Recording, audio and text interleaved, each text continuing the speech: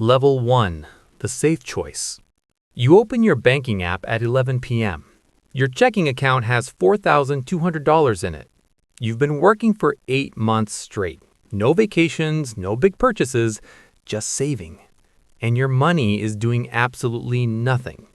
So you Google it. Best place to keep savings in 2026. The answer comes back fast. High yield savings account. 4.5% APY. FDIC insured. No risk. It sounds perfect. It sounds safe. You open an account in 11 minutes. Transfer $3,000. Go to sleep feeling like you finally did something smart. You don't know yet. You don't know what you just walked into. Level 2. The honeymoon. The first month, you check your balance every 3 days. It's growing. Slowly, but growing. You made $11 in interest without doing anything. $11 for doing nothing. It feels like a cheat code. You tell your coworker about it. He shrugs. I've had one for 2 years, he says. You feel late. You feel like you missed time. So you transfer more. $3,000 becomes $7,500. You start doing the math in your head. 4.5% on $7,500. That's $337 a year, $28 a month. Not life-changing, but it's yours. The bank emails you a welcome message. Your money is working for you. You believe it. That's the first mistake. Level 3. The fine print. 3 months in, you get a notification. Your APY has changed. It's now 3.8%. You Google the bank. Other users are complaining. Mine dropped to 3.2%. They cut it again without warning. You realize something uncomfortable. The rate was never guaranteed. It was a teaser, a hook. You scroll back through the terms you never read. Variable APY subject to change at any time. There it is, buried in paragraph 9. You're not angry yet. You're just aware. You keep the account because 3.8% is still better than 0.01% at your old bank. But something has shifted. A small, quiet doubt. You ignore it. That's the second mistake. Level 4. The tax bill. January arrives. You're doing your taxes. Your accountant pulls up a form, 1099-INT. Your bank reported interest income, she says. You owe tax on it. You made $190 in interest last year. You owe $47 in taxes. That 4.5% rate? After taxes, it's closer to 3.1%. Then you factor in inflation. Inflation in 2026 is running at 3.4%. Your accountant does the math quietly. Then she looks up. You're essentially breaking even, she says. Your money didn't grow. It just kept pace. Barely. You sit in her office and stare at the table. $7,500 saved. 8 months of discipline. And your real purchasing power, almost identical to where you started. The bank made money on your money. You got the illusion of growth. You drive home in silence. Level 5. The opportunity cost. You start paying attention now. Really paying attention. Your friend Marcus put $7,500 into an S&P 500 index fund 18 months ago. He didn't touch it. His account is up 19%. That's $1,425 in real growth. After taxes, still over $1,100. You made $190. You feel it in your chest. That heavy, specific feeling. Not quite regret. Not yet. You tell yourself the market is risky. You tell yourself your money was safe. But safe from what? Your $7,500 didn't get robbed. It just quietly, slowly lost its edge. While you felt secure, money was moving. Around you. Past you. Without you. You open a new tab. You start researching. And the deeper you go, the more unsettled you become. Level 6. What the banks know that you don't. Here's what no one tells you. When you deposit money into a high-yield savings account, the bank doesn't hold it. They lend it out. Mortgages, business loans, car financing. They're charging borrowers 7%, 9%, 11% interest and paying you 3.8%. The spread is their profit. You are the product. You are the low-cost capital that funds their high-margin business. Every dollar you save earns them 3 or 4 more, and they've done something brilliant. They've made you feel like you're winning. 4.5% sounds impressive at a dinner party. Oh, I have a high-yield savings account, you say, and people nod, because most people still have accounts paying 0.01%. But the bar was always on the floor.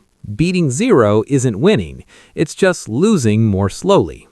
The banks have known this for decades. The marketing just got better. Level 7. The rate drop cycle. Mid-2026, the Fed cuts interest rates. It was predicted. It was public. But you weren't watching. Within 30 days, your HYSA drops to 2.4%, then 2.4%. You get an email each time. Politely worded, professionally formatted. Due to changes in the federal funds rate, your APY has been adjusted. You do the math again. 2.4% minus your tax rate, minus inflation. You're now losing ground. Real, measurable ground. Your $7,500 has less purchasing power today than it did 14 months ago. You log in and stare at the number. It's bigger, the account shows growth, but $1 buys less now than it did then. The number went up. The value went down. That's not saving. That's an optical illusion, and you've been staring at it for over a year. Level 8. The locked doors. You try to move your money, research better options, Series I bonds, treasury bills, brokerage accounts, but there are friction points everywhere. Your HYSA has a 6 withdrawal per month limit. You didn't know that either. You try to set up an automatic transfer. The new brokerage account takes 4 business days to verify, then another 2 to transfer. Your money sits in limbo, not earning, not invested, just floating. You realize the system wasn't designed for easy exits. Low rates are fine for the bank as long as you stay. Inertia is a profit model. Every day you don't move your money, they win again. You finally complete the transfer, 11 days later. 11 days of zero returns while the process grinds. You wonder how many people never even bother. Most of them probably. Most of them just stay.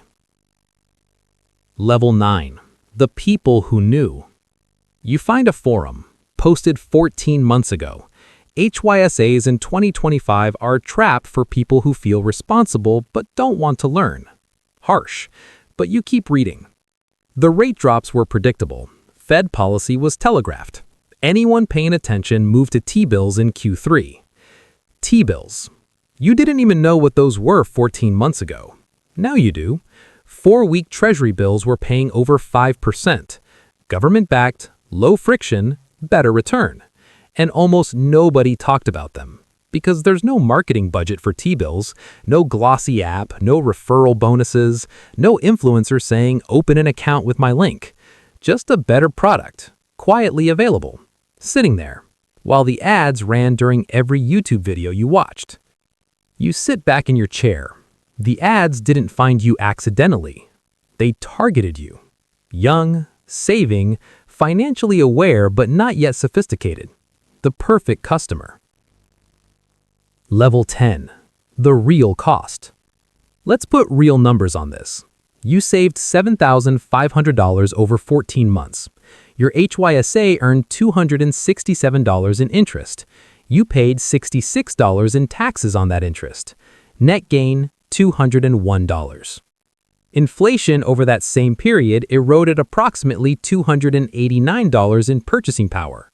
Real result, negative $88. You didn't save $7,500. You preserved about $7,412 worth of buying power. Meanwhile, a 4-week treasury bill ladder over the same period would have returned approximately $410 after tax.